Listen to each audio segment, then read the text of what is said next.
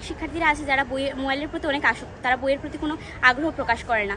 তারা মনে করেন যে একাডেমিক বই পড়া ছাড়া অন্য কোনো বইয়ের প্রতি আগ্রহ প্রকাশ করা দরকার নেই, কিন্তু বই পড়ার মাধ্যমে আমরা জানতে পারি যে বিভিন্ন ধরনের আমাদের যে জ্ঞান ভাণ্ডারটা সেটা আমরা সমৃদ্ধ করতে পারি। এবছর বই পড়া প্রতিযোগিতা আমাদের জন্য যে বইটি নির্ধারণ করা হয়েছে তা হচ্ছে গিয়ে বিলেতে 750 দিন, যা লিখেছিলেন হচ্ছে গিয়ে মোহাম্মদ আব্দুল হাই। এই বইটি একটি অত্যন্ত চমৎকার বই। এই বইটিতে উল্লেখ করা হয়েছে আজ থেকে 50 বছর আগের ইংল্যান্ড তথাকথিত বিলেতের অবস্থা কিরকম ছিল।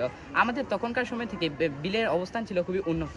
বর্তমানে আমরা বাংলায় যে অবস্থানে দাঁড়িয়ে আছি তখনকার সময় ঠিক বিলেতেও সেই অবস্থানই ছিল। প্রতিযোগিতা মানে একটা কম্পিটিশনের মধ্যে ওরা চলে গেছে। এখন কম্পিটিশন অনুযায়ী ওদের সহপাঠীদের সাথে ওদের একটা কম্পিটিশন চলছে, তার জন্য ওরা বই পড়ছে, বইটা নিয়ে একটু দেখছে করছে, যার জন্য ওদের আমি মনে করি বই পড়ার ফলে এখন তো ডিজিটাল বাংলাদেশ বা স্মার্ট প্রযুক্তি সব চলে আসছে, ওরা মোবাইলে অনেক বেশি আসক্ত হয়ে যাচ্ছে।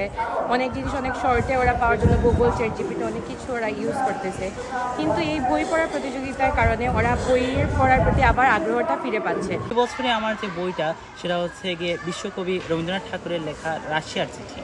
এই বইটা হচ্ছে গিয়ে আমি পড়েছি এবং পরে এই বইটা থেকে আমি অনেক নতুন কিছু জানতে পেরেছি।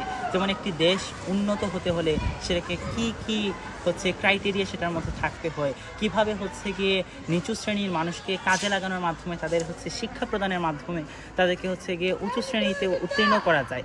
এটি একটি ভালো পরিকল্পনা, আর এটিতে আমি অংশগ্রহণ করেছি, আর এটিতে যদি আমি প্রথম হতে পারি বা আমি যদি এটি পুরস্কারটি পেয়ে থাকি আমার কাছে অনেক ভালো লাগবে। যদি আমাদের শিক্ষার্থীরা বা আমাদের সহপাঠীরা পায় তাতে আমি খুশি হব। বছর শ্রীমঙ্গলের 38টি মাধ্যমিক, উচ্চ মাধ্যমিক এবং সমপর্যায় প্রতিষ্ঠান নিয়ে শুরু করেছি শ্রীমঙ্গল বই পড়া উৎসব 2026। আমরা এর প্রতিপাদ্য রেখেছি বই পড়ি মন গড়ি।